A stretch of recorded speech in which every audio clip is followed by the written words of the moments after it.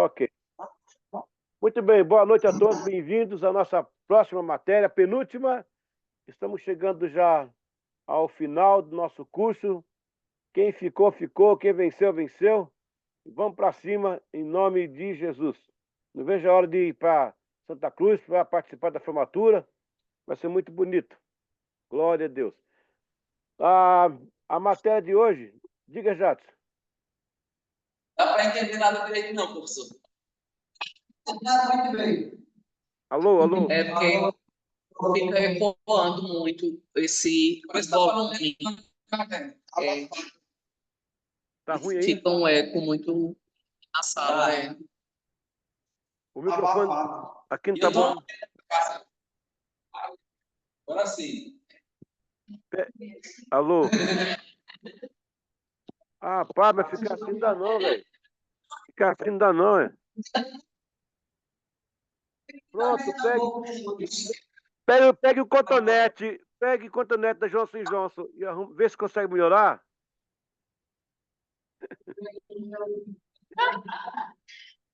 Ai, Tem que ter um... Meu Deus do céu, misericórdia. Vamos lá, vai. Ok, o que vocês não pedem chorando que eu não faço sorrindo, né? Bora. É isso aí. A matéria de hoje, nós vamos focar algumas coisas importantes. Essa matéria é caríssima. Eu pediria 5 mil reais de cada um aí, porque essa matéria é matéria de águia. Uma coisa boa, viu? Vamos tratar um pouco de exegese, hermenêutica, homilética, ética e etiqueta. Olha, fica chique o negócio aí. Mas é uma matéria muito indispensável para a vida do obreiro, né? O som tá chegando bem aí? Tá conseguindo ouvir melhor? Pronto. Tá bom, já vi que tá bom, já vi que tá bom. Pronto. Vamos lá. É porque tu não tá aqui segurando, né, velho? Ai, meu Deus do céu.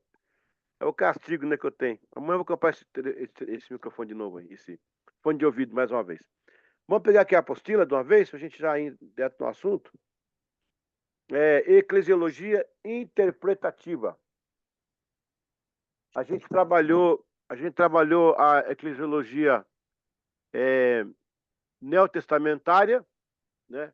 Trabalhamos a eclesiologia fundamental e agora eclesiologia interpretativa. A próxima matéria vai ser missiologia. Portanto, eclesiologia tem uma trilogia aí, são 3 partes.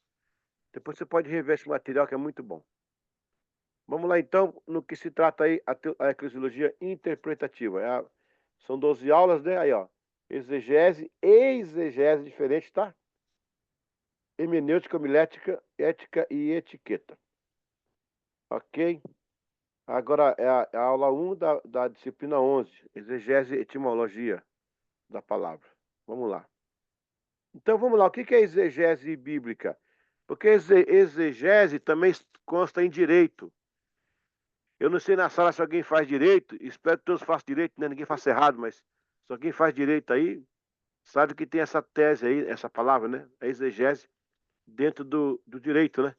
É preciso interpretar bem a palavra, porque por uma palavra você pode condenar uma pessoa, né? Então tem que ter muito cuidado. De acordo com a etimologia da palavra, exegese vem do grego, significa levar para fora. Olha, quando você quiser levar alguém para fora, falar assim, meu filho, bora fazer uma exegese, bora. Você pega pelo braço e leva ela para fora, né? Levar para fora, fazer uma exegese. Essa é boa, hein? Vai ser uma exegese a criança. Ó. Bora conversar no quarto ali, bora fazer uma exegese aqui. É uma interpretação. É uma interpretação ou explicação crítica de uma palavra dentro de um texto, particularmente um texto religioso, no caso bíblico, né? O termo foi tradicionalmente usado para exegese bíblica da Bíblia, mas no uso moderno, exegese bíblica. É usado para dar mais especialidade, a fim de distingui-lo de qualquer outra explicação crítica, mais ampla de qualquer tipo de texto. Então, exegese é trazer de dentro para fora, pegar uma palavra e trazer para fora. É uma ferramenta da hermenêutica. De fato, a exegese é a prática de interpretar e explicar um texto, especialmente textos sagrados como a Bíblia. Para realizar uma exegese cuidadosa e rigorosa, é necessário usar diversas ferramentas e métodos que ajudam a entender o texto em seu contexto original e aplicar a sua mensagem de maneira precisa. Aqui estão algumas das principais ferramentas, olha. Análise textual, análise linguística, contexto histórico-cultural, contexto literário, análise teológica, análise contextual imediata, análise sociológica e antropológica, história de interpretação, métodos críticos, exames, tradição moral, e aí vai. Você pode interpretar um texto de forma imediata, né, gente? Você pode pegar um texto, apenas colocar de forma imediata, um texto imediato. Porque Deus amou muito da maneira. Imediatamente você fala, tem um amor envolvido aí. Mas se você fizer uma interpretação remota, o que é remota, gente? É remeter-se. Você pode ir nos originais. Aí você já começa a empregar as palavras na sua raiz. Eu vou dar um exemplo. Eu não vou abrir esse texto agora, mas me cobre a próxima aula para que eu possa, se você não entendeu, eu possa fazê-lo. Todo mundo acha, Jadson, que aquele homem lá do tanque de Betesda era paralítico. Porque Jesus fala assim, ó, toma tua cama e anda. Mas não é. A palavra que aparece ali, ele estava em depressão profunda. Ele não era paralítico. Ele não era cego. Ele estava só em depressão profunda. É, é, como é que resolve isso? Não, você pode até pregar, o homem é paralítico e tal. Aí vem a compreensão, uma interpretação analógica, né? É, uma analogia. Você pode falar, ele era paralítico de alma, dá um jeito. Mas se for a remota, não. A remota, ele era um cara que estava em depressão. E Jesus mandou ele andar. Por isso que é importante o pregador não falar besteira, né? Ele tem uma ferramentazinha para analisar algumas coisas. Olha, eu preguei a semana passada no congresso da UBPC. Muitos teólogos, muita gente. Inclusive, eu cantei com uma banda, com a orquestra ao vivo, meu. Um naipe de Big Band. Olha só, eu vou pregar ali. Imagina, eu falo uma frasezinha, cara, fora do contexto, eu arrebento com a minha agenda. Arrebento com a minha agenda. Então, é muito importante o que se fala. E tem mais aí. Aí tem outro problema. Quando você fala, alguém acredita. E você pode mudar uma geração inteira por causa disso. Desvirtuar uma linha por causa de uma coisa mal falada. Então é muito importante a exegese para você analisar o texto. Aí você vai dizer o seguinte: quando acabar essa aula aqui, quando acabar essa matéria, você vai pegar a Bíblia de forma diferente, cara. Você vai gastar num texto, às vezes, uma semana no texto. Aquele professor Miles Monroe da Bahamas, ele foi meu professor de mestrado dos Estados Unidos. Ele gastou 38 anos no texto de Gênesis 1:26. Gênesis 1:26. 38 anos no texto. Isso é o valor da exegese, né? Essa matéria aqui ela é apaixonante. Apaixonante mesmo. Vamos lá, vamos continuar aqui. Ok. Ainda na questão da exegese. A excelência da exegese. Para a excelência da exegese é preciso ter noção do grego e hebraico, por causa do próprio texto ao que ele está linkado. Aí, tá vendo? Que era bom, né? Isso aí é bom fazer um cursinho aí rapidinho, para você ter uma noção. Ou seja, o contexto linguístico, capítulos anteriores e os da frente, tipo Jesus na festa dos tabernáculos. Pela exegese, pode-se perguntar por que ele estava ali? Qual é o contexto profético? Qual o cenário cronológico de Deus?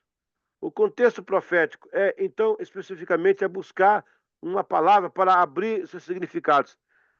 Por exemplo, você pega o tabernáculo de Moisés, o tabernáculo lá lá do deserto, você pode fazer uma exegese em que você pode caminhar com todo o tabernáculo para a salvação, para a sua teologia. Ou você pode entrar para a música, na adoração. Ou você pode entrar para a liderança, ou o sacerdócio.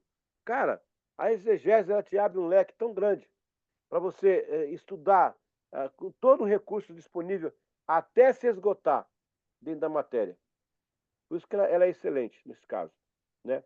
A exegese é essencial porque permite uma interpretação cuidadosa, precisa e contextualizada de textos, especialmente textos sagrados como a Bíblia. Aqui estão algumas razões fundamentais para a prática da exegese. Primeira, é uma compreensão ao significado original, contexto cultural e histórico. A exegese ajuda a entender o texto dentro do seu contexto cultural e histórico original, evitando interpretações anacrônicas ou descontextualizadas. Também o significado das palavras. Gente, presta atenção. Eu acho que eu falei isso numa outra aula aí. As pessoas achavam que quando o Senhor fala assim para Pedro, antes que o galo cante 2 vezes, tu me negarás, né? E o pessoal acha que é galo. Inclusive, eu tinha um irmão lá de Belo Horizonte, no final do culto, falou para um irmão que era do Atlético Mineiro, que é chamado de Galo, né? Ele falou assim: irmão, na Bíblia o Galo cantou e traiu Jesus.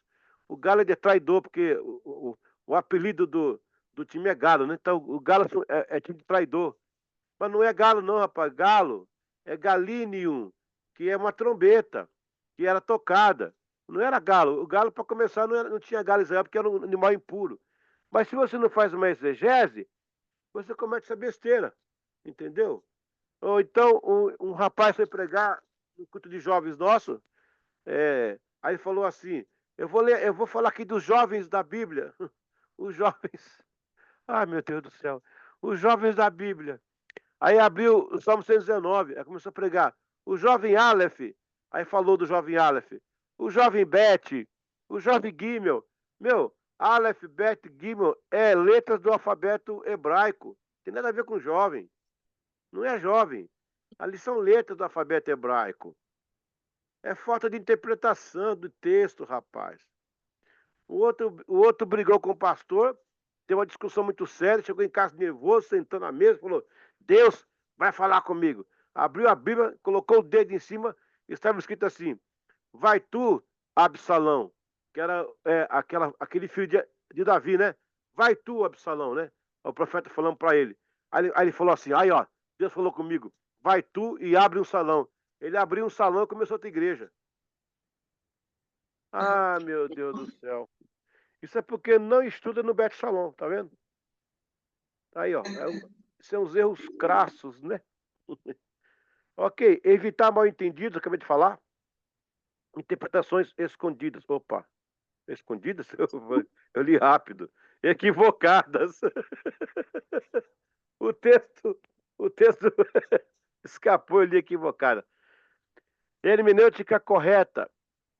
A exegese ajuda a evitar erros de interpretação que podem surgir de leituras superficiais ou preconceituosas, garantindo que o texto seja interpretado de acordo com a sua intenção original. A distinção entre interpretação e aplicação. A exegese distingue entre o que o texto significava originalmente e como ele se pode ser aplicado em diferentes contextos, evitando distorções teológicas ou doutrinárias. Quando você lê a respeito da circuncisão, a circuncisão é bíblica, né? Olha aí, olha que interessante isso. Vamos fazer uma interpretação, vamos dar uma pincelada aqui de exegese para vocês. Eu pego lá o texto que fala que Deus mandou circuncidar. Aí havia uma pergunta capciosa, né? O que está na Bíblia está correto? Tá. O que a Bíblia manda fazer? É para fazer, para obedecer. Então vai lá e faz circuncisão, que é com uma pedra, sem anestesia. Meu amigo, é muita dor. Hoje é anti-higiênico, hoje é perigoso. Faz uma interpretação remota, aí que está.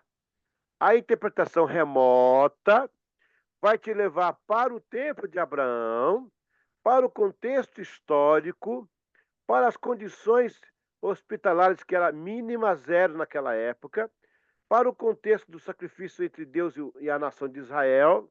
Olha como mudou completamente a coisa aí. Então, você precisa contextualizar. Gente, eu não sei se cabe aqui uma ilustração, mas me desculpe aí se for muito pesado, né? Eu acho que não. A Bíblia fala lá em 2 Crônicas 18, né?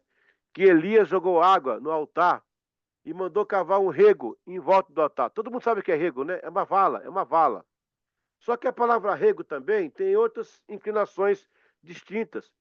E o pregador estava pregando que Jesus ia tocar fogo no rego da igreja. A igreja que precisa, irmão precisa cavar, ter o rego para. Gente, que absurdo! O culto, rapaz, o cara pregava com toda a veemência. Olha o fogo no rego, meu Deus do céu! Isso aí é no culto, no culto. Se eu tivesse nesse culto, eu ia baixar a cabeça, ia pro banheiro e ia para casa. Não dá, não dá.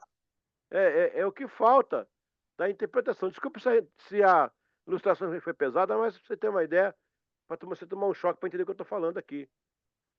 Meu Deus do céu. Ok. Também a fundamentação para o ensino da pregação. Base teológica sólida para teólogos, pregadores e educadores. A exegese fornece uma base sólida para educadores. A exegese fornece uma base sólida para o ensino e a pregação, assegurando que suas mensagens sejam fiéis ao texto original.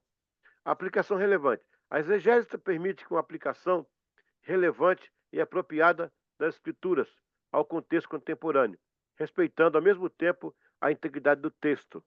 Eu vou ler de novo isso aqui, tá? Aplicação relevante. A exegese permite uma aplicação relevante e apropriada das escrituras ao contexto contemporâneo, respeitando ao mesmo tempo a integridade do texto. Ok? Agora, aprofundamento espiritual.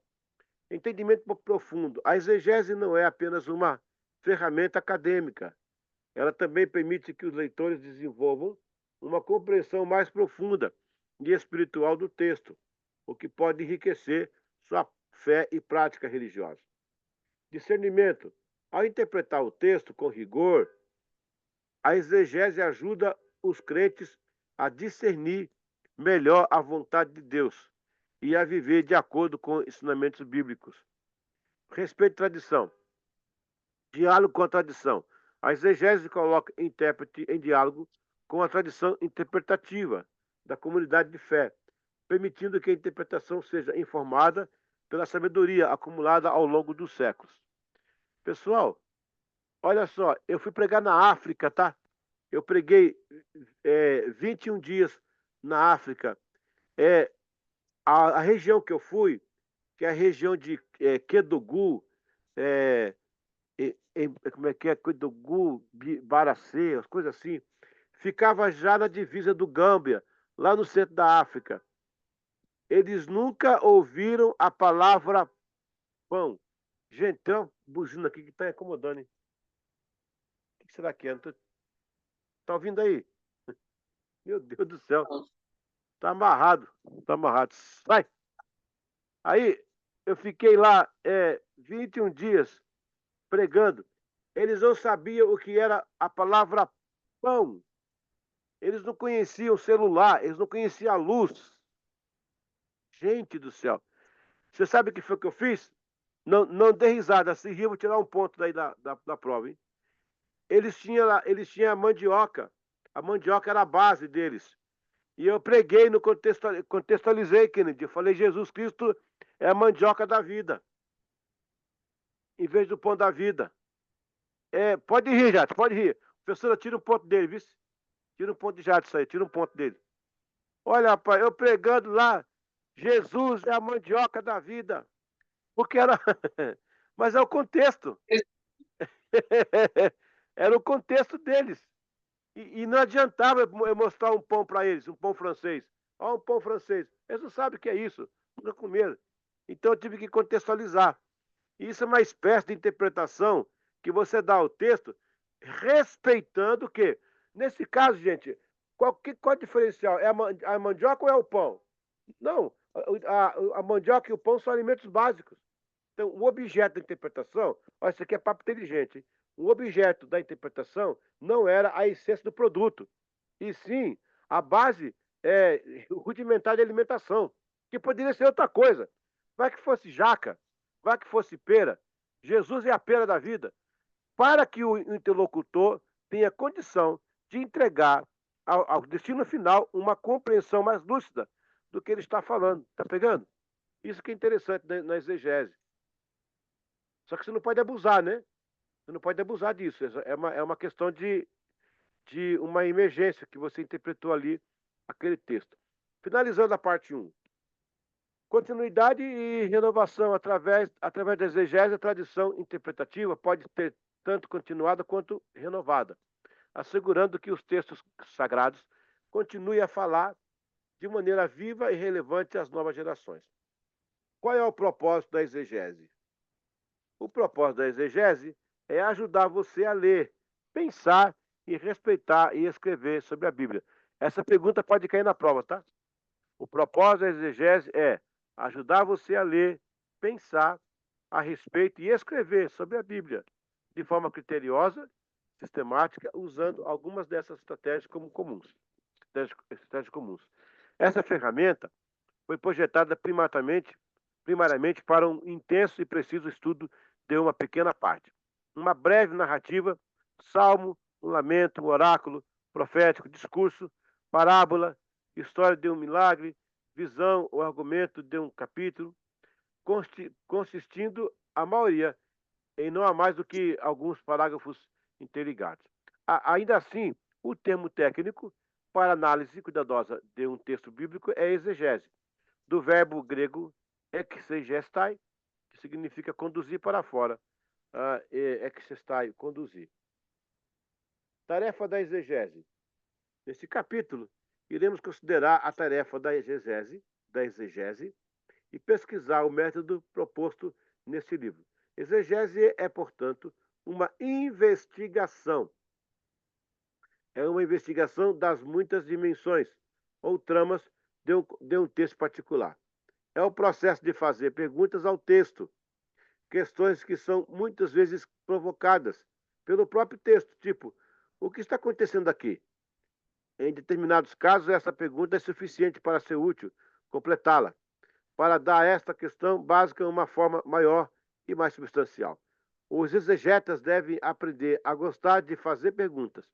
A exegese é tão necessária e importante porque uma simples palavra pode mudar todo um contexto. Uma simples palavra pode mudar, gente, totalmente o contexto. Eu quero dar para vocês um exercício aí. Vou escrever aqui no chat. Queria que vocês prestassem atenção nisso aqui, ó. A palavra contagiar, e a palavra contaminar. Quem pode me ajudar com isso aí? O que vem na tua cabeça quando você veja? Como é que você empregaria contágio e contaminação? Não é interessante isso aí?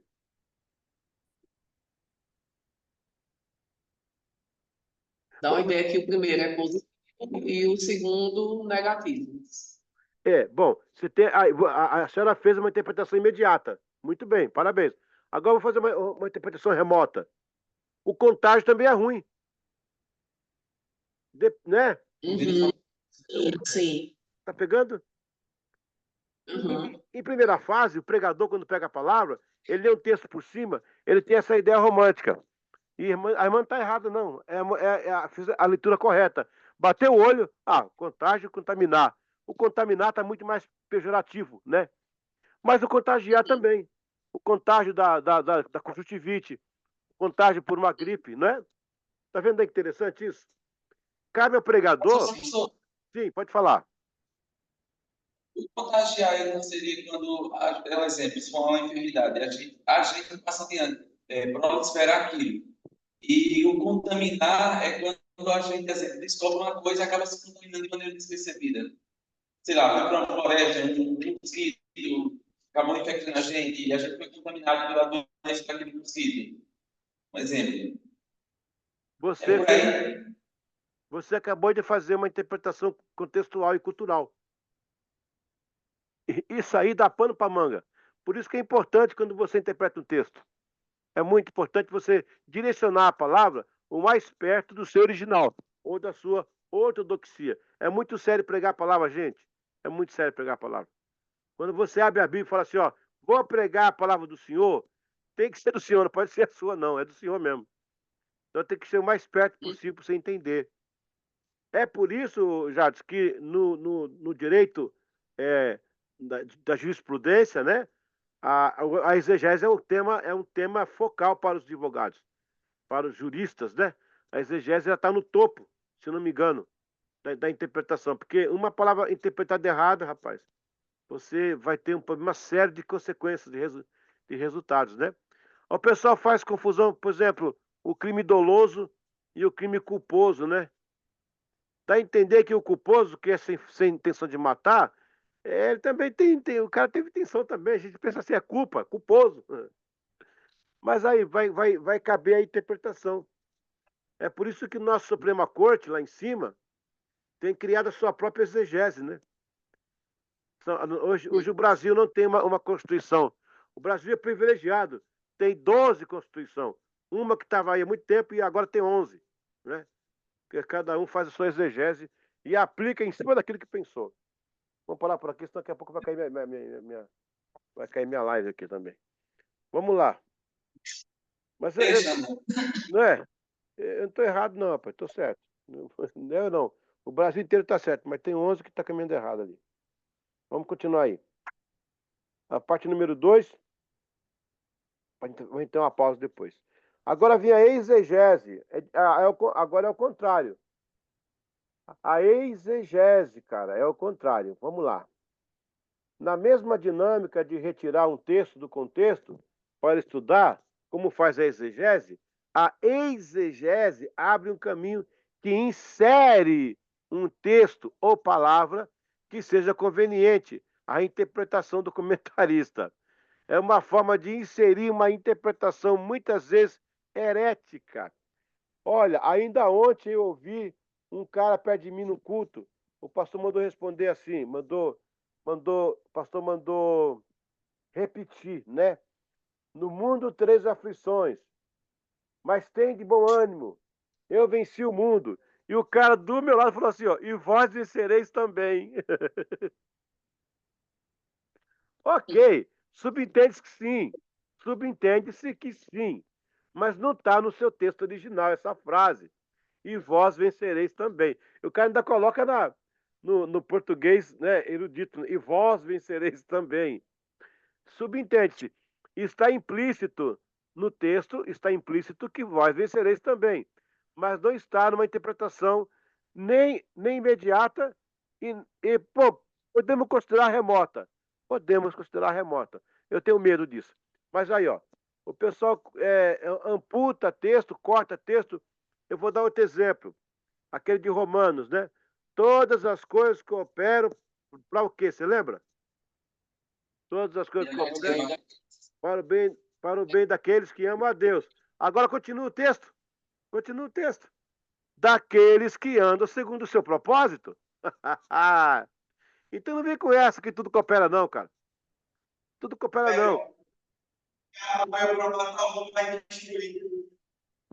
Ó, entendi nada. Tá longe. Chega mais perto, Kenny. O diabo veio para roubar, matar e destruir. Não existe isso na Bíblia. É o ladrão. Ah, então. Aí, ó. Então vocês estão percebendo onde eu quero chegar com tudo isso aqui. Por isso que é importante o zelo de você assumir a tribuna e trazer uma palavra de excelência, né? Sem essas adições, né? Essa amputação aí, essas inserções. Vamos lá. Então, aí estamos comentando agora sobre exegese, ok? Ok. A etimologia diz que vem do grego exegesios, que significa ação de aconselhar, de inserir. O primeiro caso de exegese na Bíblia foi no Éden, quando a serpente iludiu Eva ao distorcer o que Deus não havia falado. Ela inseriu realmente, né, no texto lá. O próprio Senhor Jesus foi vítima dessa tentativa quando Satanás citou fora do contexto o Salmo 91:11, em Mateus 4, 5, 6. Por isso que exegese, entre outras coisas, é um tipo de metodologia que consiste em injetar no texto um significado estranho ao sentido do autor. Manipulação irresponsável. A manipulação irresponsável é a maneira pela qual o intérprete burla a escritura. Trabalha no texto no sentido de tentar levar para outro significado que não seja o que está explícito. Ou seja, força o texto. Literalmente faz o texto dizer o que não diz. Duas coisas acontecem aqui.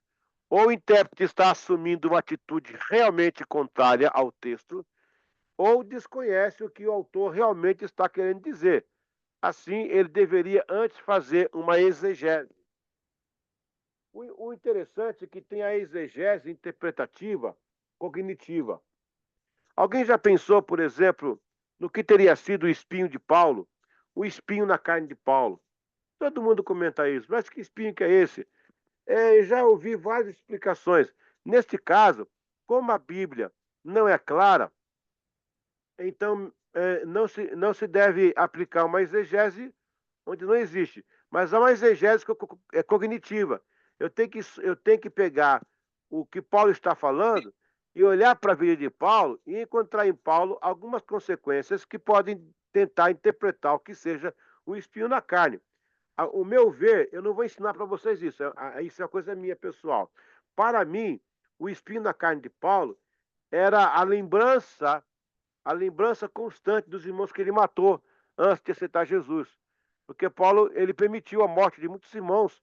Inclusive, era o medo da igreja em Jerusalém. Ananias falou com o Senhor, preocupado, quando o Senhor falou, vai na rua direita, lá está Paulo. Falou, mas aquele lá que vem né, massacrando a igreja.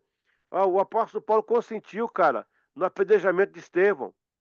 Então, para mim, professora, era o tempo todo, ele tinha na cabeça esse remorso. Depois que ele conhece Jesus, que ele conhece a salvação, o brilho do evangelho, eu falei, meu Deus, matei meus irmãos em Cristo. Pode ser que seja isso, eu assumo que seja.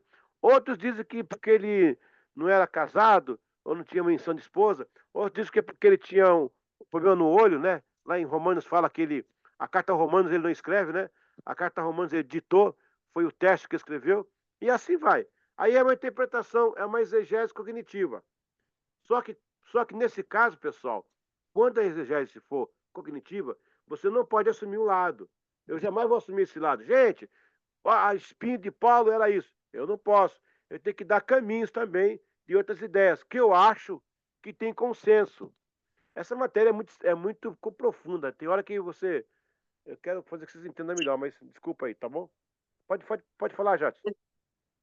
Nesse final de semana a gente estava conversando exatamente sobre esse texto. E Lucas, que está assistindo de casa, ele trouxe um ponto que eu achei bem interessante, que eu não tinha observado ainda, que é a respeito também de Paulo, né? Que ele fala sobre esse espinho na carne, mas lá na frente ele fala sobre o bem que ele quer, ele não faz, mas o mal que ele não quer, esse ele faz. Dando a entender que se encaminha para esse sentido, o espinho na carne. Seria mais, mais acontecido. Só que aí eu tenho um problema. Aí, esse detalhe agora tem um certo. Dá para alinhar as coisas, fazendo a exegese. Só que aí eu tenho um problema quando eu afirmo isso aí. O apóstolo Paulo fala. Aliás, o Lucas está aqui com a gente aqui ao vivo, o Lucas está ali com a gente. Apóstolo Paulo fala. O Lucas está aí com a gente. Oi? O microfone.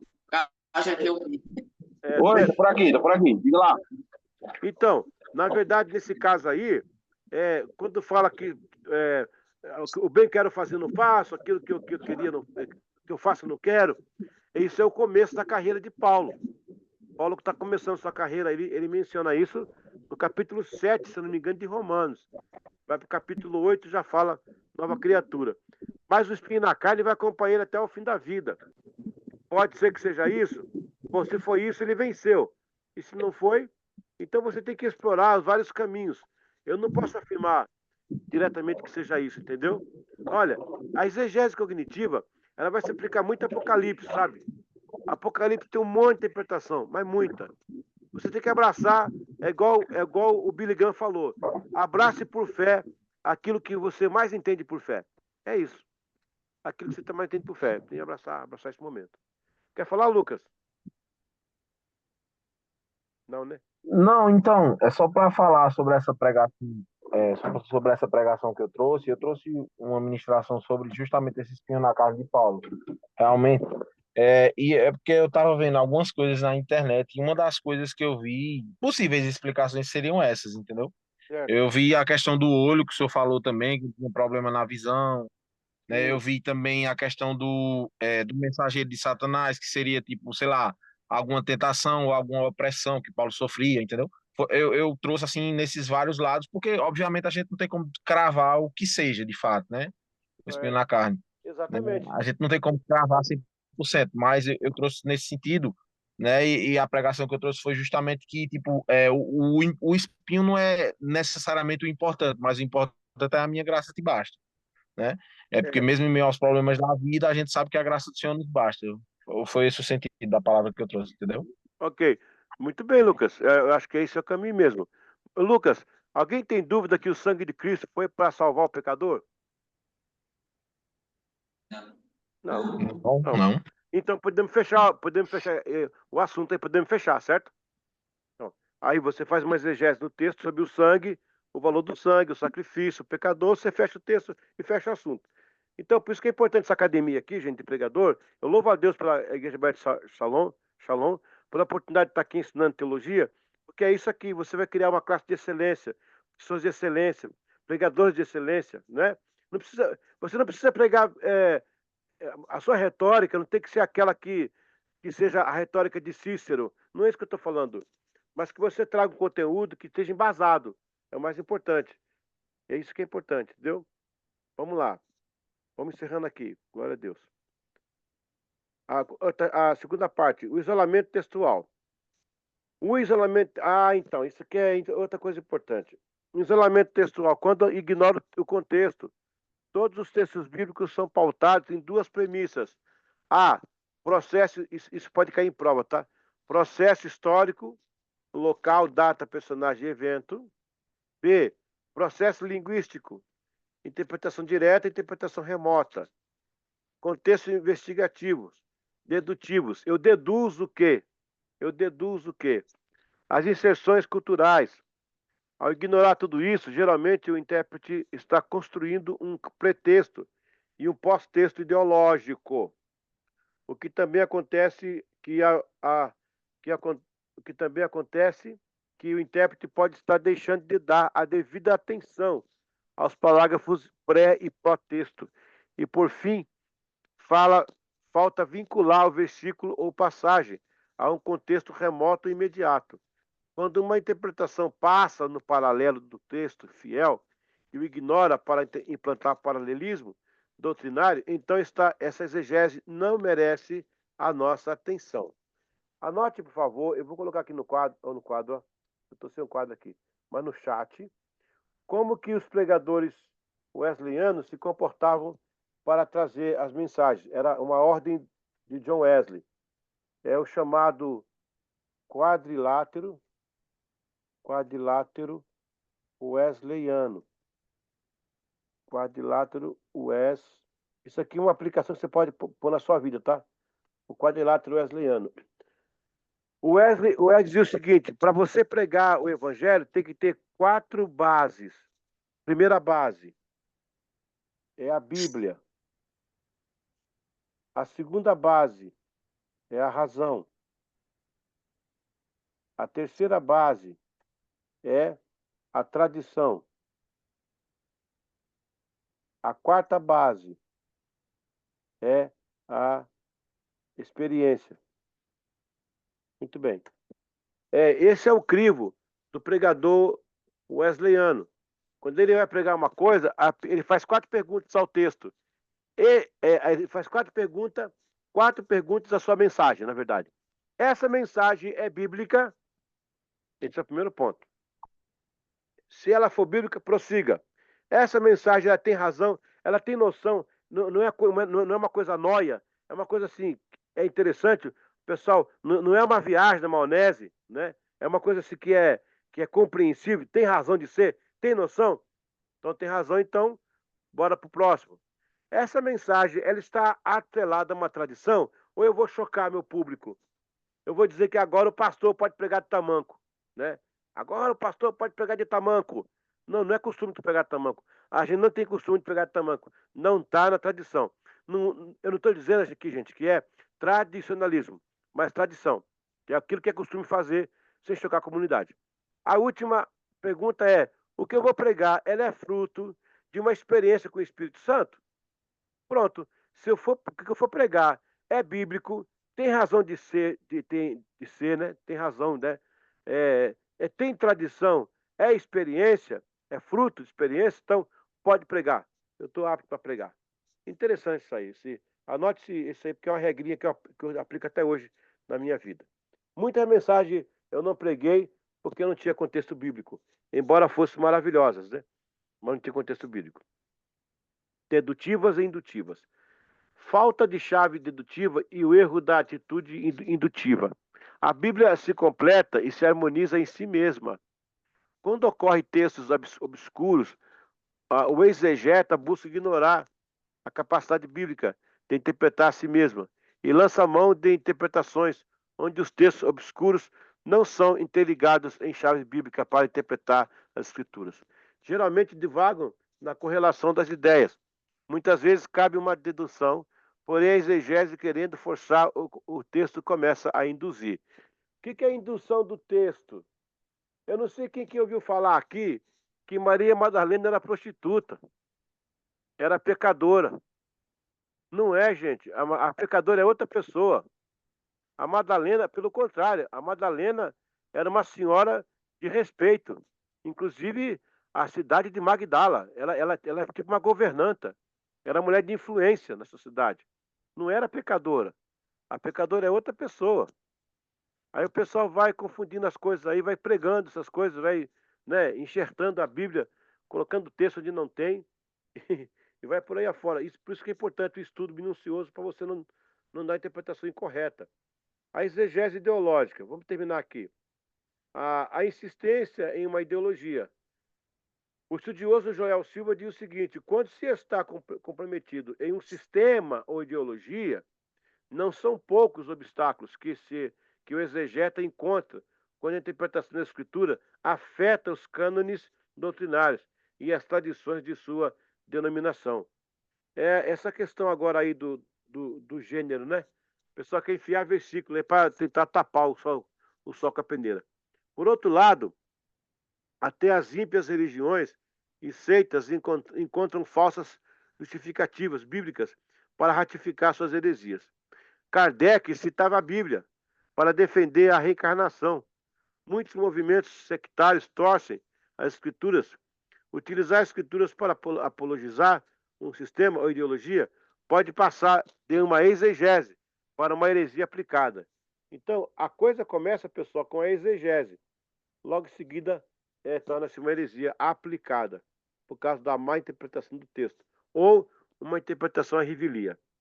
A exegese é o termo usado para descrever o processo de interpretar o texto, especialmente textos sagrados, como a Bíblia, de uma maneira que se põe as próprias ideias, preconceitos e pressuposições ao texto, ao invés de extrair o significado que o texto pretende comunicar.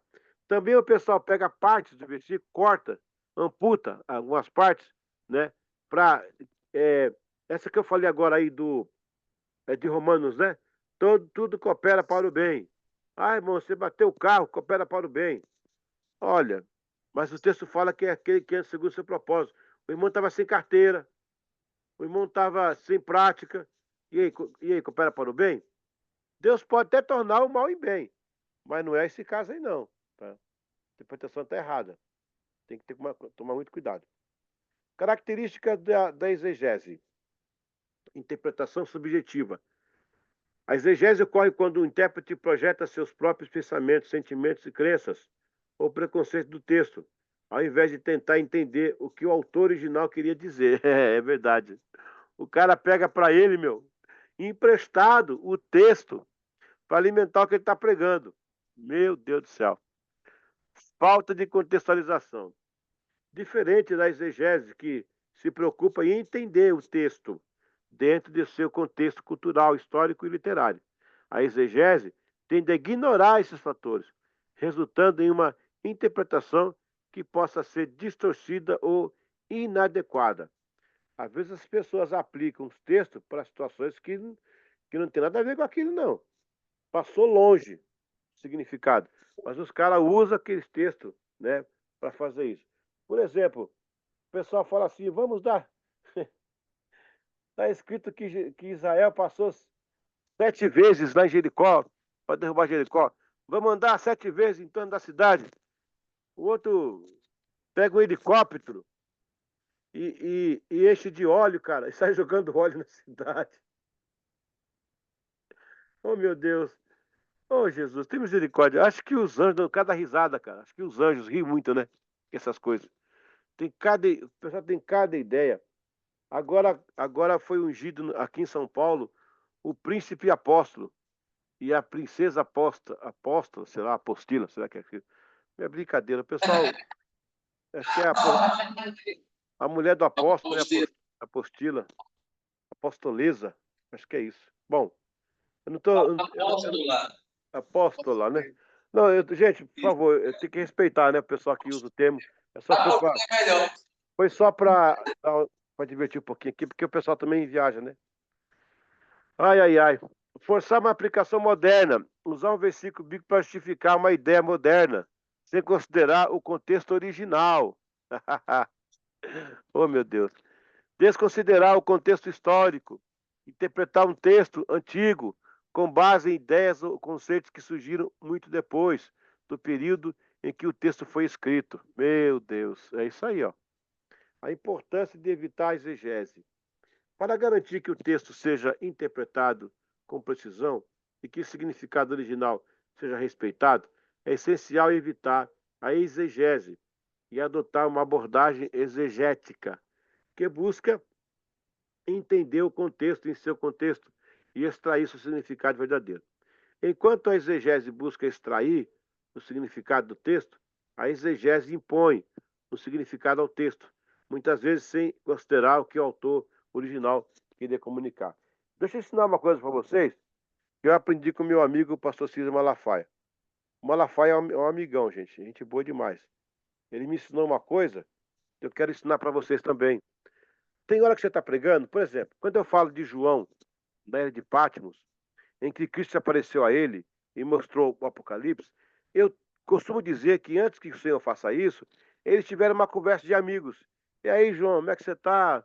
Tá velhinho, rapaz? Como é que tá as coisas? Quem sabe? Quem sabe? Então, o Silas falou o seguinte, quando você tem uma ideia hipotética, poética do texto, que não está na Bíblia, use a palavra conjectura. Nunca afirme, porque se você afirmar, você vai inserir uma coisa que não existe. Aí você fala, irmão, conjecturando, quem sabe aconteceu isso, né? Quem sabe houve isso? Quem sabe deu. Aí você traz o ouvinte para o campo do imaginário, sem comprometer o sentido original. O original é que Jesus apareceu para ele e mostrou o Apocalipse. Isso é pétreo. Isso é tanto remoto como imediato. Mas o fato de que antes de Jesus mostrar Apocalipse, quem sabe ele puxou uma pedra, sentou do lado, bateu um papo com João, uma conversa que não está na Bíblia. Eu estou conjecturando, alma de poeta, alma de pregador, estou pensando aqui. E isso não compromete a originalidade do texto, entendeu? Você pode fazer isso, mas use a palavra conjectura. Nunca afirme essas coisas. Não afirme nada. Use, estou pensando, quem sabe aconteceu isso, imaginando o momento. Vocês lembram daquela música bonita, rapaz, que fala assim, é, é, como é que é? A cruz era mais pesada, por fora havia madeira, lembra? Mas por dentro estava o meu pecado. Quem sabe? Aí parece que a cruz, ela conversa com o machado conversa com a cruz. É lindo, não está na Bíblia. Mas você pode conjecturar, para que não se torne uma heresia. É um texto que você está inserindo para a compreensão melhor, né? Vamos ao final. Ok, vamos dar uma pausa. Professora? Tem que ter uma pergunta para fazer. Pode fazer. Na verdade, não vai ter uma pergunta, é um comentário. Tá dando para ouvir? Tá dando para ouvir? Não, né? Vem pra cá. É Jaqueline, né? Pastor, o pastor, na verdade, é só um comentário. Então, podemos afirmar que é com base, uma base de exegese, que tem muitas igrejas hoje LGBTQIA+, tipo a Bethesda de Ricardo Gondim, que tem essa abertura agora. Não, desculpa. Ali, descarada. Estamos lhe ouvindo? Hã? Sim, agora sim. Agora sim. É uma exegese descarada. Não, é aberrante, a coisa é aberrante. O Godin, não sei o que aconteceu com o Godin, cara. Ele deve ter viajado, tomar uma água mágica em algum lugar e a cabeça mudou, né? Deve ter sido uma porção mágica que tomou em algum lugar, não sei. Porque ali está descarado, a exegese ali não bate no texto. Ele pode torcer o grego, o hebraico, não vai chegar a lugar nenhum. Ali é uma interpretação pessoal que ele deu ao texto e virou uma doutrina. É isso. Uhum. É que quando o senhor estava explicando, foi o exemplo mais claro que veio à minha mente para fazer essa associação. Exatamente. Não só ele, como também algumas coisas que o Caio Fábio também coloca. O Caio Fábio é um grande teólogo, a gente tem que respeitar, mas tem hora que ele dá umas. Ele pega umas curvas fora.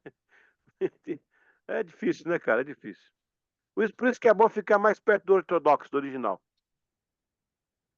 Uma pausa. Sim. Pode. Não, não. Vamos fazer um intervalinho, né? Pronto. Deus abençoe. Já vou. Olha, agora são 20h40. A gente volta daqui 10 minutos. Tá bom. Pronto. Deus abençoe.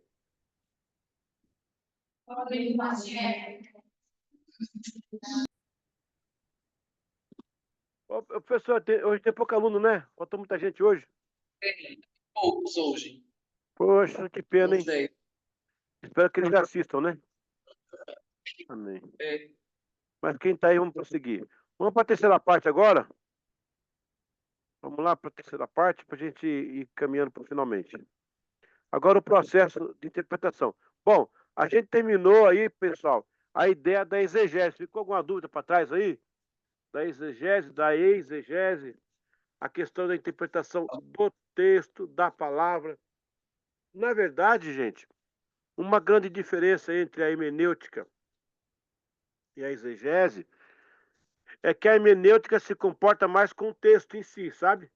É mais abrangente. A exegese é mais a palavra. Claro, você pode fazer uma exegese do texto, assim, no geral, mas é mais a palavra. Ou seja, nem todo texto hermenêutico possui um peso exegético, mas todo texto exegético possui um peso hermenêutico. Então, assim, a hermenêutica, ela não vai se preocupar muito com palavra, sabe? Ela vai se preocupar com a junção das palavras. O que uma coisa quer dizer para outra. Aonde quer chegar. É isso que, basicamente, o diferencial. Espero que todo mundo tenha entendido aí a questão da exegese no texto, né? A exegese e a exegese. Vamos agora, então, para a hermenêutica. Vamos conhecer aqui a hermenêutica. Ok? Ok, vamos lá. A hermenêutica, ela se refere ao estudo dos princípios metodológicos de interpretação de um texto, em particular o texto bíblico. O termo deriva-se do nome do deus grego Hermes, arauto e mensageiro dos outros deuses, que recebia uma mensagem na linguagem dos deuses e as interpretava para todos. Olha que interessante isso. Então, na verdade, o profeta ele é hermenêutico também, né? Nesse sentido aí. É claro que isso é uma lenda, uma mitologia, mas o termo foi cunhado tecnicamente para a interpretação de textos. A exegese se ocupa com a palavra e a hermenêutica com as palavras. Isso pode cair em prova, tá, gente? Ou seja, o texto e suas implicações constam do seu currículo habilidades relacionadas ao comércio, às viagens, à invenção e à eloquência. O termo hermenêutica foi usado por Aristóteles em sua obra Peri-Hermeneias, uma das mais antigas obras filosóficas remanescentes da tradição ocidental, que trata da relação entre a linguagem e a lógica. Eu acho que o Kennedy deve ter alguma ideia sobre isso aí, né, Kennedy? Sobre essa obra de Aristóteles aí. O texto, a interpretação do texto. Na língua portuguesa, a interpretação de texto se refere ao ato de compreender uma determinada linguagem contida em um texto, por meio do discurso que representa a mensagem que aquele texto quer transmitir. Para que. Olha, eu vou dar um exemplo aqui de hermenêutica, quando eu era criança.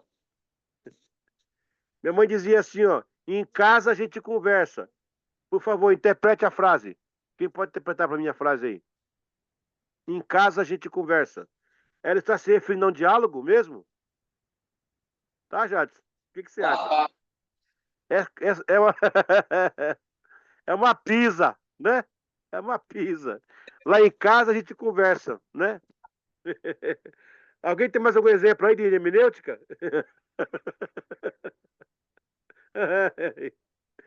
Tá, já... o olhar do pai, aquele olhar do pai, a interpretação que você já faz, você já tem hermenêutica do berço. Eita, caiu o celular aqui. Você tem hermenêutica do berço. Aquele olhar que o pai dava para você, entendeu? Que você já interpretava, né? O cabo era esperto em hermenêutica. E a minha mãe, eu não sei a sua, mas a minha mãe inventou o drone. Inventou o drone. O chinelo dela não errava, rapaz. Ela mirava assim no chinelo, assim, ó. Eu saía correndo, mas vinha assim, pá! E outra coisa, eu poderia ter ido para as Olimpíadas, salto de vara. O que eu saltei de vara na minha vida? Mamãe. Rapaz, as varas só saltavam nas minhas costas. Pois é, rapaz. Pronto. Ô, Kennedy, eu acho que a pessoa não precisa estudar Aristóteles, não, né? Quando você fala assim, a mãe dizia, lá em casa a gente conversa. Aí você faz uma aplicação temática, remota, geográfica. Ele nunca levantava, não. A interpretação. Desculpa. Para que essa interpretação seja feita da melhor maneira, são necessárias algumas particularidades e requisitos do texto, como coesão, coerência, paragrafação e relações semânticas bem delimitadas, para que o leitor tenha uma compreensão plena do texto. Vamos lá, espera um pouquinho. Interpretação do significado. A mensagem implícita. Além do que é dito diretamente, procure entender as mensagens implícitas ou subentendidas. Por exemplo, quando a tua esposa fala assim, ó, querido, você quer levar o lixo? Você vai ter que levar o lixo. Não adianta falar assim, não, eu não quero. Hã? O que vai acontecer? Então, aplica a hermenêutica no seu casamento, né? Aplica a hermenêutica. Querido, você quer levar o lixo? Significa, vá levar o lixo. Se você não for levar o lixo, nós vamos ter um problema, né? Ok. O propósito do autor. Tente discernir qual é a interpretação do autor. Não, quando eu falo lixo, gente, eu não tenho isso na minha casa não, tá? Eu não passo por isso lá em casa não, fique tranquilo. Propósito do autor. Tente discernir qual é a intenção do autor ao escrever o texto. Ele quer informar, persuadir, entreter ou algo mais? Aí vem a reflexão crítica, né? Avaliação pessoal. Pense criticamente sobre o texto. Você concorda com as ideias apresentadas? Por quê? Conexões com outros textos. Relacione o texto com outros que você leu, para ver se há algum tema ou ideias semelhantes. Você percebeu agora que a hermenêutica ela aproxima fontes, ela aproxima um direcionamento mais efetivado. Vai que a câmera deu problema aqui. Aí, pronto. Mas efetivado do termo em si. Ela vai juntar alguns paralelos para que você possa corroborar. Por exemplo, num trabalho de escola, um trabalho de conclusão de curso, por exemplo, uma monografia, qual que é a ética da acadêmica? Que você traga pelo menos 3 fontes distintas para que você possa calçar melhor o seu argumento, entendeu? Isso que tem tudo a ver com a interpretação da hermenêutica. A hermenêutica, ela abre, enquanto a exegese pega o texto, ela conecta em torno do texto todo o contexto que tem ali. Na Bíblia, você precisa muitas vezes ler o que o contexto fala para você entender. O livro de Jó é um deles. O livro de Jó, às vezes é impossível ler só um versículo sozinho. Tem que ter todo o contexto. Aí você tem que ir lá atrás, vir lendo um pouquinho para entender, porque chegou ali. E depois entender o resultado lá na frente. Olha, eu me sinto muito feliz com a hermenêutica por causa dessa. E é nesse momento que Deus dá muita revelação na palavra, com esse estudo, entendeu? As conexões externas que você coloca. Então, na verdade, gente, a hermenêutica ela faz muita pergunta ao texto, muito mais que a exegese. Por que ele disse isso? Olha só. Pronto, eu vou dar outro exemplo para vocês. João capítulo 10 e 11. Jesus está indo para Betânia. Ele vai orar por Lázaro, certo? Ali é João de 10 e 11 de João. Acho que basicamente o capítulo 11. Ele está indo para Betânia para curar o Lázaro. Vocês perceberam que Jesus recebe a notícia? Ele fica quantos dias para ir orar para Lázaro? Ele não foi de imediato. Ele recebeu a notícia. Quantos dias se lembra que a Bíblia fala que ele ficou lá no local? 2 dias. 2 dias. Depois ele vai para Betânia. E quando chega a 15 estádios dá. Quantos 5? Vai dar 2.700 e poucos metros. Quase 3 quilômetros. Quando Jesus chega a 3 quilômetros da casa de Lázaro, ele fica quieto, ele para de novo. Ele para ali e espera um pouquinho. Aí você tem o texto, certo? O que o texto está falando, professora? Que Jesus recebeu uma mensagem e que ele foi acudir Lázaro, que estava morto. Pronto. Aí você já tem um texto. Você pode falar, não, Jesus recebeu a mensagem e foi lá para atender o Lázaro. Mas agora, eu tenho um contexto hermenêutico.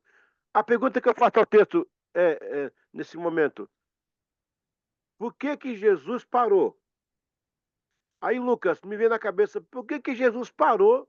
Ele estava indo, ele parou. Porque havia alguma ameaça? Ele era algum tempo religioso? Ele precisava de um horário? Olha só, aí você começa a conectar o contexto. Qual que é o contexto? Gente, eu estou dando uma aula para vocês de hermenêutica e exegese. É muito profundo isso aqui. Qual que é o contexto agora? Ele chega lá, o que está rolando? Maria fala assim, se estivesses aqui, meu irmão não teria morrido. Ah, tira a pedra. Ah, não tira não, está cheirando mal. Havia um contexto de incredulidade. Isso já muda completamente a interpretação. Então podemos dizer, Jesus esperou um tempo, ele orou pelo ambiente, para que quando ele chegasse, o ambiente fosse propício ao milagre. Porque se ele fosse direto, ele ia encontrar uma barreira muito maior. Então ele ora antes, quebra o domínio espiritual, relaxa para poder chegar e fazer o milagre. Pronto, eu fiz uma base hermenêutica do texto. Eu posso pregar direto. E Jesus foi e ressuscitou Lázaro. Mas tem todo o contexto. Vamos pegar outra parte agora? Tá, outra parte. Ele fala assim, ó, tire a pedra. E diz, Lázaro, vem para fora. A pergunta é que eu faço ao texto. Bom, ninguém vai ter dúvida que Jesus falou com o morto ali, vem para fora. Isso não tem. Agora, eu faço a pergunta hermenêutica ao texto. Por que Jesus manda tirar a pedra e chama Lázaro pelo nome, se Lázaro estava morto? Como é que um morto ouve a voz de um vivo? O morto não ouve a voz de vivo. E por que ele chamou Lázaro? Ele não podia ter chegado lá em Lázaro, Kennedy, e tocado lá, orado, colocar a mão, Lázaro, né, tal, expulsa essa morte. Não, ele fica de fora, ele fala e Lázaro atende. Aí vem a hermenêutica. O que eu vou entender? Eu vou entender que a voz de Jesus é a única voz que é falada no mundo físico e ouvida no mundo espiritual. Lázaro está na eternidade. Ele foi chamado por a voz, a única voz. Eita, glória a Deus. A única voz que atravessa a dimensão. Jesus é capaz de buscar uma situação que já não existe e trazer vida de volta. Aleluia. A situação que já foi do meu controle, ele pode ir lá. Além do meu controle, ele pode fazer. Segunda interpretação que eu faço do texto aí. Por que ele chama Lázaro? Ah, agora, Kennedy, vai ter uma inserção geográfica. Onde é que ele estava? Eu pergunto ao texto. Onde é que ele estava? Ele estava no cemitério. Aquela região era de túmulos. Havia túmulos. Quando ele fala, Lázaro, vem para fora, a bênção era para Lázaro e não para os outros mortos. Se ele dissesse assim, ó, vem para fora, ia sair um monte de gente.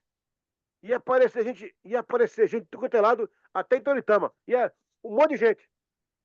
Mas ele fala o Lázaro. Vem, Lázaro, porque a bênção é para você. A bênção tem endereço. A bênção tem um nome. Esse nome chama-se Sara. Esse nome chama-se, entendeu? Chama Jaqueline. Esse nome chama-se Lucas. O nome da bênção é essa aí. Olha aí, eu fiz uma hermenêutica. Eu falei alguma coisa errada? Eu falei alguma heresia? Não. Eu dei uma ideia do que o texto está implícito para mim no texto. Olha, poderia ser, professora, que Jesus abrisse lá nos livros, o evangelista disse assim, a parêntese, Jesus ficou esperando até que a credulidade espiritual diminuísse. Jesus mandou Lázaro vir, porque se ele falasse aberto, ia de um monte de morto. Não, o texto não fala isso para mim. O texto me fala o que aconteceu. E aí, em cima dessa linha, eu começo a abrir. Eu posso até abrir uma linha cômica. Por exemplo, por que ele manda tirar a pedra? Porque Lázaro estava a 23 degraus. Lá são 23 degraus. Eu estive lá já. Embaixo tem uma pedra, onde ficou o corpo. O Lázaro era baixinho. Ele tinha 1,55 m mais ou menos. Então, ele ficou ali embaixo. Eu entrei lá embaixo também, onde ele ficou. Para que Lázaro saísse, lembra-se, ele estava atado. Lembra que ele estava atado? Ele estava todo envolto, tipo uma múmia. Ele devia vir pulando, degrau por degrau, talvez não saísse. E o texto fala, e quando o Senhor falou, Lázaro apareceu lá na frente. Ou seja, quando Jesus disse Lázaro vem, uma força, com o nome de Jesus, foi lá, pegou o corpo e fez. Foi uma sucção. Uma força pegou Lázaro lá embaixo e colocou ele lá em cima. Quando Jesus entra para resolver. Quando ele entra para fazer a coisa acontecer. Papo, lá em cima. Jesus mandou tirar a pedra, porque se não tirasse a pedra, o Lázaro ia bater a cabeça e morrer de novo. É uma aplicação cômica, né? O Lázaro ia morrer de novo, então ele economizou milagre. Tira a pedra porque vai vir com tudo, né? Tira a pedra porque vai passar lotado, né? Glória a Deus. E é por aí. É por aí. Tá pegando aí, pessoal? Então, faça pergunta ao texto. Faça pergunta ao texto. Tenta encaixar o que está ali à volta, né? Muito bem. Vamos voltar aqui para a apostila. Aleluia. Aqui, acho que é a última partezinha aqui. A parte 3. A interpretação agora. A hermenêutica, acima de tudo, é uma ferramenta para interpretação de textos e documentos. Interpretação é um substantivo feminino que caracteriza a ação ou efeito que estabelece uma relação de percepção da mensagem que se quer transmitir, seja ela simultânea ou consecutiva entre duas pessoas ou entidades. O termo também pode se referir à ideia de explicar ou declarar no sentido de algo traduzir de uma língua para outra, expressar ou conceber a realidade de um modo pessoal ou executar representar de uma obra artística. A palavra tem origens do latim, interpretado como onis significa explicação e sentido. Interpretar para um texto é a habilidade de extrair, analisar e compreender o significado das palavras e ideias apresentadas, indo além da leitura superficial. Esse processo envolve identificar o contexto, reconhecer o tema central. Olha só, identificar o contexto, reconhecer o tema central, explorar as nuances da linguagem, avaliar os argumentos e evidências utilizado pelo autor. Ao interpretar um texto, o leitor deve também considerar as intenções implícitas, conectando-as ao seu próprio conhecimento e experiência, para formar uma compreensão mais completa e crítica do material. A interpretação eficaz transforma a leitura em um diálogo entre o ativo e o leitor, e o autor, enriquecendo a experiência e ampliando a percepção sobre o contexto. Uma pausinha aqui ainda. Pessoal, lembra daquele episódio em que Pedro tira a espada e corta a orelha do Malcolm? Inclusive o nome do Malcolm é sugestivo, né? Porque quando arrancou a orelha ficou com mau contato, né? Mau contato. Aí Jesus vai e coloca de volta a orelha dele. Vamos lá. Vamos fazer uma interpretação ao texto. Vamos pegar aí. Gente, eu estou dando lições práticas para vocês. Vamos pegar o texto lá que Pedro cortou a orelha de Malco. Na verdade, Pedro foi para a cabeça mesmo. É que Malco tinha reflexo, né? Tirou logo, pegou a orelha. Vamos interpretar esse texto? Tá. Vamos dar a interpretação imediata, tá? Vamos lá, vamos dar a interpretação imediata. Pedro arrancou a orelha de Malcolm. Jesus vai e conectou de novo a orelha. Ou seja, aí vem a interpretação romântica, né? A imediata. Jesus tem poder para consertar um problema, para pôr ele de volta. Ele é o Criador, aleluia. Oh, glória a Deus. Amém, igreja? Amém. Ótimo. Tá lindo. Todo mundo concorda. Mas agora vem a interpretação remota. Bora fazer a remota? Bora. Quem que era Malco? Malco era um soldado romano, sim ou não? Pronto. Quando Pedro tira a espada, ele ataca Roma, ele ataca o soldado ou ataca o Estado? Quem me ajuda aí? Se Malco representava o Estado romano, quando Pedro pega a espada, ele ataca Malco ou ataca o Estado de Roma? O Estado. O Estado de Roma. E Pedro deveria responder a nível de Estado, ou seja, pela capital. Ele se levantou contra um oficial romano. Vá você aí Não, não vá não. Mas se a pessoa pegar o tijolo e meter na cabeça do policial da Polícia Militar, o que vai acontecer com você? Você vai responder no Tribunal Militar do Estado, porque a Polícia Militar é do Estado. Entendeu? Agora vamos interpretar de novo? Vamos fazer a interpretação contextual agora. Bora para contextual. Bora lá. Se Pedro cortou a orelha do soldado romano e foi constatado que foi um ataque ao Estado, Pedro deverá responder ao Estado em jurisprudência, ou seja, Pedro vai ser levado à pena capital. Agora, uma hermenêutica religiosa, contextual religiosa. Se Pedro vai para a pena capital, Pedro seria morto, o que iria atrapalhar os planos de Jesus em ter um líder da igreja para começar uma igreja forte. Tá certo? Pronto.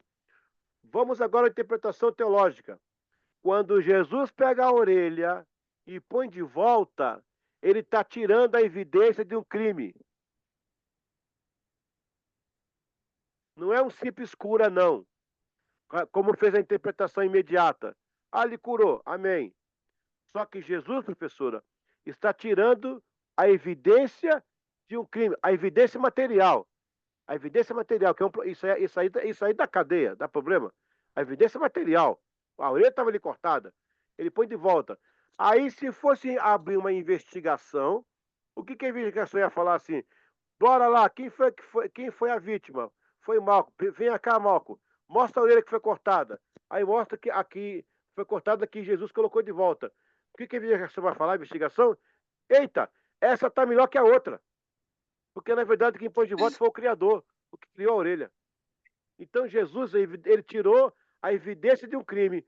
Roma viesse para cima, não ia encontrar nenhum crime. Ia encontrar uma orelha melhor que a outra. Então, isso isentou Pedro de ser levado ao tribunal. Vocês pegaram a ideia agora, como é que é o negócio? Essa que é a ideia. Olha que coisa linda essa ideia aí. Aí você tem uma hermenêutica para você trabalhar o texto em todas essas formas, fazendo as perguntas. Por que isso? Por que Jesus colocou? E Jesus poderia ter ignorado, deixado o cara sem orelha, lá doendo, com sangue lá. Não. Por que ele curou? Por que ele pôs a orelha de volta? O que implicaria se não colocasse a orelha? E aí vai. Você tem um campo enorme para você explorar aí. É muito lindo isso, viu? É muito lindo. Vamos terminar aqui para a gente abrir, se você quiser perguntar. A palavra interpretação pode ser substituída por os sinônimos, que variam conforme a intenção do seu uso. Quando o termo se referir à análise, Os sinônimos utilizados serão perspectiva, versão, o olhar, a visão, a crítica, a análise. Quando a palavra fizesse referência à explicação, ela pode ser substituída por sinônimos como sentido, explanação, exegese, esclarecimento, entre outros. A interpretação pode ser, olha lá, contextual, por quê? Elementos diretamente ligados à cultura da época. Aí tá que vai entrar a questão do crime capital. Dedutiva, reúne-se fatos para a razoabilidade. Imediata, com aplicação real ou figurativa, para os dias de hoje, dentro do conceito dos limites. Quando eu falei da evidência do crime, eu estou contextualizando aos dias de hoje. Por exemplo, quando a gente era cortado, o pecado nos cortou de Deus. Quando o pecado veio, ele cortou, feito a orelha de Malco. Mas em Cristo, nós somos reconectados nele. A orelha foi colocada de volta, tirando a evidência do crime. Ou seja, eu não tenho mais condenação, estou salvo em Cristo. Fazendo um paralelo aí com a orelha de Malco, entendeu? Então, resumindo, hoje foi essas duas coisas. A exegese, ela vai tirar o próprio texto, assim, a palavra mesmo. Ela vai trabalhar o prefixo, o pós-fixo, a linha intermediária da palavra. A hermenêutica, ela vem calçando o acontecimento, fazendo perguntas. Por quê? Como? Onde? Para quê? O que foi? Qual o sentido? E aí você começa a construir uma análise para a sua homilia, para a sua pregação ser muito mais proveitosa, tá bom? Vamos abrir então aí para alguns comentários que você quiser fazer. Vocês estão entendendo a aula? Espero que sim, né? Hello, professor. Opa! Vou fazer os comentários aqui acerca. Eu sempre fico discutindo com a minha mãe, ela fez bacharelado em teologia, de vez em quando ela me levava para as aulas dela lá, quando eu era mais criança. E tem uma coisa que a gente fica falando, discutindo, justamente sobre a questão de contextos, porque, por exemplo, quando a gente pega, principalmente na tradição cristã, a gente vê muito uma base muito greco-romana. Eu e ela, a gente sempre fica vendo sobre, principalmente no Novo Testamento, que a gente vê muito uma exclusão muito grande dos textos do Velho Testamento dentro do Novo.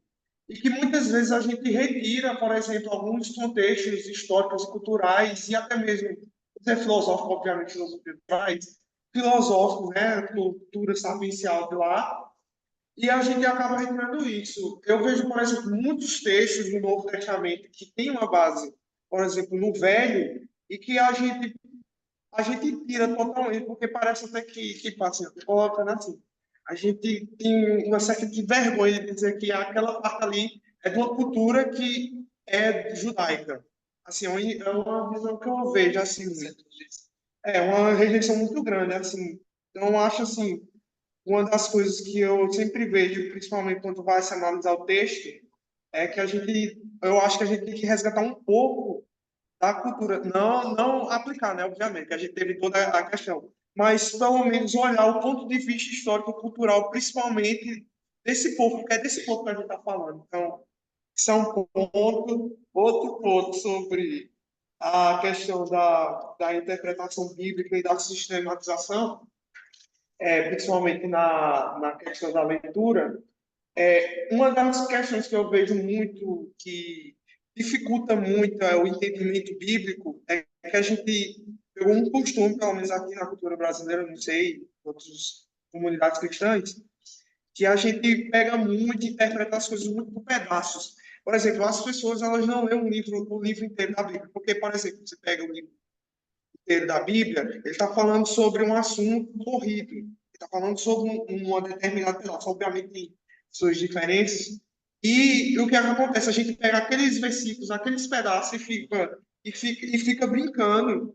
Só que, por exemplo, tem todo um contexto, tem todo um livro inteiro que está abordando aquilo. E, tipo, é uma coisa que eu vejo muito em falta. E, tipo, como é que eu vou, por exemplo, pegar uma pregação, eu vou pegar uma pregação, um estudo, sei lá, qualquer coisa, e eu pego pedaços e eu começo a falar do jeito que eu quero, sendo que tem todo um contexto, tem toda uma argumentação. Eu já tive alguns debates aí dos reformados, principalmente em Romanos. Estou falando sobre a argumentação de Paulo, que ele começa desde o começo da carta, que ele vai fazendo até quase no final. Então, tipo, assim, eu vejo muito que talvez uma das coisas que dentro da nossa comunidade cristã brasileira, acho que a gente tem que parar, tipo, não terminar, né, mas não só focar na análise, mas também produzir síntese. Eu acho que falta uma forma sintética de interpretação da palavra e da leitura de forma sintética, não somente analítica, que é quebrar em pedaços. Enfim, minha opinião é isso aí. Muito bem, muito bem, muito bem. Sem nada a acrescentar, nem tirar. Boa perspectiva. É isso aí. Resume-se em interpretação. É isso aí. Parabéns. Mais alguém quer salientar alguma coisa? Lucas, quer falar uma coisa aí, Lucas? Fica à vontade, você já está em casa mesmo? Mais alguém aí presente quer colocar alguma coisa pra gente? Não, todo mundo calado aqui. É. Ou então todo mundo entendeu e ninguém entendeu nada, né? Mas a matéria é interessante, né, gente? A matéria é super interessante. Eu tenho certeza que depois dessa matéria você vai ler a Bíblia de forma diferente. Com certeza. Vai dar mais tempo ao texto, vai trabalhar mais o texto, vai fazer pergunta ao texto. Pastor, Sim, Lucas. só para complementar um pouquinho, eu acho muito interessante essa questão da exegese e exegese. Essas aulas, assim, eu já meio que paguei elas, porque eu comecei em outro curso, né, em outra igreja que eu frequentava, e eu vi muito sobre isso, sobre principalmente a diferença de exegese e exegese. É até difícil falar, Nem a mas Jaque conseguiu, a Jaque quase falou aí. mas eu acho muito interessante porque a ideia da exegese é você, de fato, retirar verdades do texto, né? Você pegar aquele texto, né, e retirar a verdade dele. E exegese é colocar coisa no texto, é tipo dizer coisa que o texto não está dizendo. É você forçar o texto, é você, sei lá, pegar um versículo isolado, é você pegar uma palavra específica e querer aplicar isso como verdade, né? Até Jaqueline trouxe o exemplo da Bethesda, né? E você trouxe muito bem o exemplo de Caio Fábio, porque assim, Caio Fábio foi um cara que foi tremendamente usado por Deus, né? Mas infelizmente hoje se perdeu, né? No meio do caminho. Acaba que defende coisas que não convém muito. Eu acho muito interessante isso, porque se a gente não tiver cuidado, muitas vezes a gente acredita em coisas que a Bíblia não fala, né? Exato. Coisas que até o que Kennedy falou, né? O diabo veio para matar, roubar e destruir. Não é o diabo especificamente, é o ladrão, né? Que a Bíblia fala, entendeu? Aí são coisas que a pessoa precisa pensar assim e ter muito cuidado, né? Quando for na hermenêutica e na exegese bíblica, né? Bem. Tem que ter cuidado porque o cara chega numa posição que não faz mais sentido para ele, porque Carl Jung falou o seguinte, que você tem 4 estágios, né? Você tem o inconsciente sem habilidade, o inconsciente sem habilidade é a pessoa que não tem noção, não sabe o que está fazendo. Você tem o consciente sem habilidade, você já sabe o que tem que fazer, mas não tem habilidade de fazer. Você tem o consciente, aí você tem o inconsciente com habilidade, que é o último estágio que o cara faz. O cara está dirigindo no trânsito, comendo a banana, atendendo o celular, vendo o semáforo, passando a marcha e tá de boa. É igual baterista, toca os pés, as mãos lá tocando. E isso acontece com a teologia também. O cara chega num estágio, cara, que ele dominou tanto que tá vagueando, tá divagando. E aí acontece essas coisas aí. Jadson. Professor, só um resumindo. A exegese é a gente trabalhar a palavra objetificamente. A exegese é quando se força o texto. A hermenêutica é quando a gente trabalha todo o texto, as palavras. Agora, a homilética e a outra que o senhor falou, Tá passando meio batido na minha mente, eu não tô lembrando. A homilética, nós não chegamos Hoje lá eu vou ainda. trabalhar. Nós não chegamos ainda na homilética, Ah, tá não. bom. Porque Mas a lembrei agora, homilética, falou, não falou. a homilética, ela vai gerenciar as duas coisas. É a forma de você fazer. A exegese faz você sentar, a hermenêutica faz você pensar, a homilética faz você mostrar como você vai apresentar. Aí entra a homilética. Mas aí depois. E no final vai Ah, ter pois, omelete, no final vai ter omelete. opa. Professora, Mas, aqui, mais. Pastor agora sim, agora fechou. Cristiano, Diga, Cristiano. pastor, exegese e exegese, uma hermenêutica errônea, falsa, errada. Podemos sair daí uma doutrina errada, uma heresia muito grande. Sim, e muito bem montada também. Se o cara usar as ferramentas para.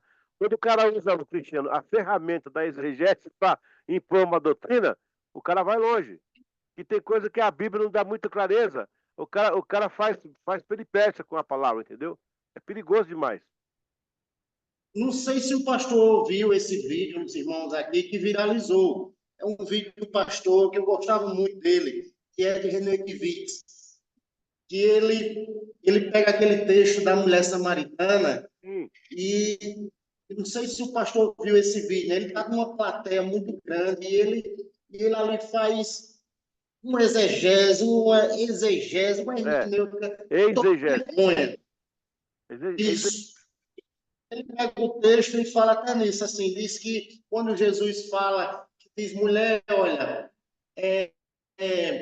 a água, quando Jesus está falando a água que vai dar a ela, era, a gente está aqui numa sala, né, e esse vídeo viralizou, né, ele estava falando do esperma de Jesus, né, e como que Misericórdia. ele falou, ele pega o contexto cultural, ele pega o contexto bíblico e ele faz de uma forma errônea. Se eu assistir essa pregação, se aquelas pessoas que estão ali, naquele lugar, tiver um mínimo não tiver um conhecimento da palavra do Senhor, elas são levadas por essa doutrina. Cara, é interessante o irmão Cristiano. O Kivitz é um cara estudado, ele tem um background muito superior, mas desse dia ele foi muito infeliz nessa transição de texto. E é um absurdo que ele tenha colocado isso. A Bíblia não dá nenhuma coisa remota, você não consegue nem conectar outras características, né, sobre isso aí. Mas eu lembro desse vídeo sim, é difícil até de falar sobre ele, mas ele fez sim. Ele usou uma ferramenta interpretativa aí. Olha, quem que vai, por exemplo, eu posso dizer que Jesus tem a água da vida, ele é o Senhor da vida. Olha, ele faz a interpretação. A questão da, da, é, do fluir, que ele põe como ejaculação, tudo tá próximo. Mas não é, em hipótese alguma, o que o texto quer falar. Aí inclusive, irmão Cristiano, eu pensei que era uma pegadinha. Eu consegui o vídeo original. Eu assisti toda a mensagem, do começo ao fim, Jadson. Foi toda ela. Eu estava com medo de falar, ó, mas é aquilo mesmo, cara. É aquilo mesmo. E depois ele soltou outra, que tem que atualizar a Bíblia. Então, Foi. assim, é o último estágio de Carl Jung. É o último estágio de Carl Jung, que é o inconsciente com habilidade. Inconsciente com habilidade. Acabou, foi o último grau, já era. Tem que ter muito cuidado. Misericórdia. Foi eu. Ok? Pode liberar o Lucas para jantar, então, né? Bora. Pode jantar agora, né? Graças a Deus. Deus abençoe, pastor. Um abraço, Lucas. Até semana que vem. Tchau, boa Deus abençoe. semana. Deus quiser. Glória a Deus. Abençoe.